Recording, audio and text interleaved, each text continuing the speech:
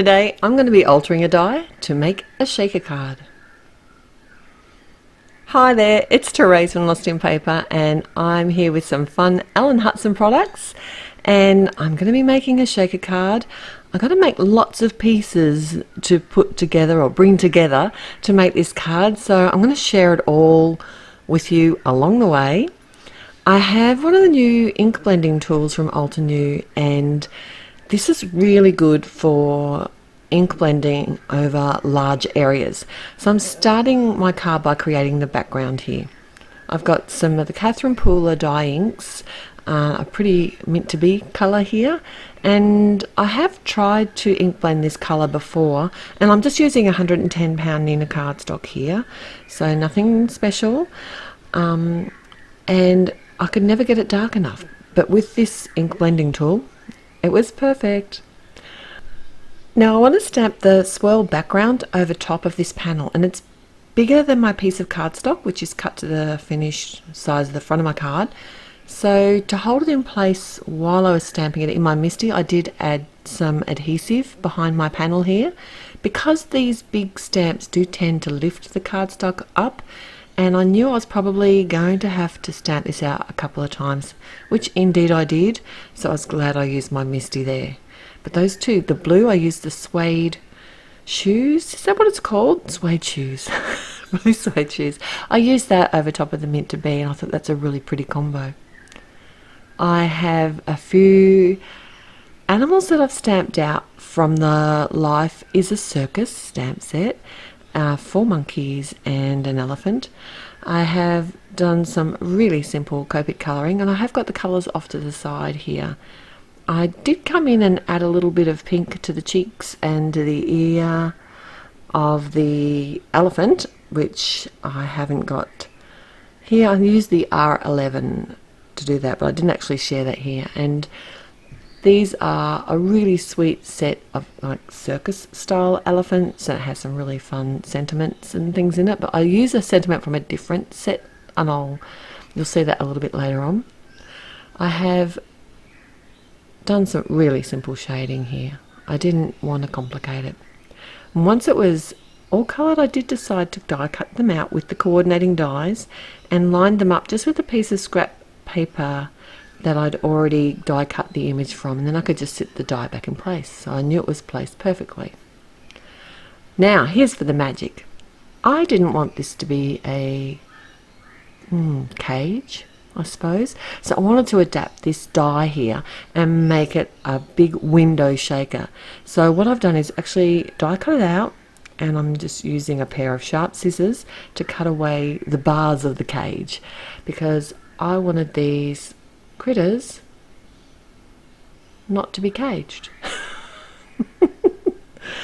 I also decided to cut a couple of second panels, and I only cut the top portion of the machine, or it's not a machine. I only cut the top portion of the carriage because I wanted to sort of pop up and make it a little bit 3D.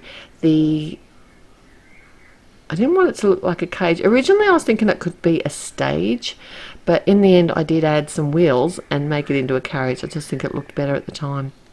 So for the top pieces that I die cut, I added some ink blending again. I used It's a Girl on one of them. On the other one, which I haven't shared yet, I used the Fiesta Blue. Now I wanted this stripy awning kind of look on this, so I added some Samba red ink from Catherine Pooler again, and I did have to stamp that twice as well, so I just used the negative piece of the die cut to hold it in place while I had it in my MISTI, and I knew it was in the same spot, so I could easily stamp it a second time. For the rest of my carriage, so this is in the 110 Nina, I coloured my own cardstock with the Samba direct to paper, and that's a great way of getting matching cardstock. If you don't have a lot of different colours, just use your inks to colour it up. I've got this paper pad. It's a really sweet glittery one, so if you're not into glitter, turn away. But it's all the pastel colours. It's really sweet, but It is quite thick cardstock, so I didn't bother die cutting this. I probably could with my Gemini and using the metal shim, but I decided I just wanted to have like a little glittery edge on my pink and red awning. So I freehand cut that and added the awning or the top of the carriage with the liquid glue because I knew that would hold against the glittered cardstock. I've added a window of acetate to the back of the carriage, and now I'm adding some foam. This is fun foam, but I'm making my own double-sided tape, foam tape here, just by using some 1/8 of an inch, and this is the score tape or Be Creative tape. They're nice strong hold, and I've added a piece on each side of the fun foam, and I can just release the adhesive release paper and adhere it down. I did make sure to create a solid window there because I wanted to add these Vivid Brights, and they're from Trinity Stamps, and they're like really bright sprinkles. And of course I'm going to have everything linked at the blog, so if you haven't seen these before, they're a lot of fun. They're really light. They're not a heavyweight ball, and they're like all different sizes and lovely bright colours within it as well.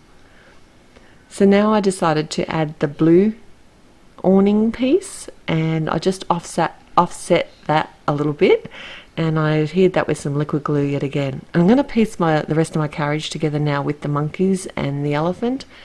I popped a couple of the monkeys behind because they are cheeky, and I popped them behind sort of the elements and behind the carriage, and used some thin foam squares here. I didn't want that to pop up too much, and added the wheels. These are just with some slate grey cardstock. I really was in two minds about whether to add the wheels or not, but I just think it looked better with them in the end.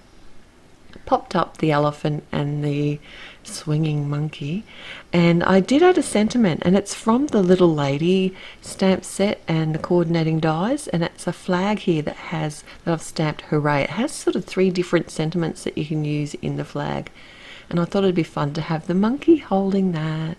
And I did add some colour there with some Copic marker, the B01. I've got the essential rectangle here, and I die cut the center of the panel. I was originally going to leave it as the whole. I was really indecisive today. I feel lucky to have this card even finished. I had so many ideas I couldn't make up my mind, so in the end I just got to and started creating because I have to, and I didn't want to leave it sitting there half done. And I added the carriage with some of that 1/8 of an inch score tape again. How cool are those Vivid Brights?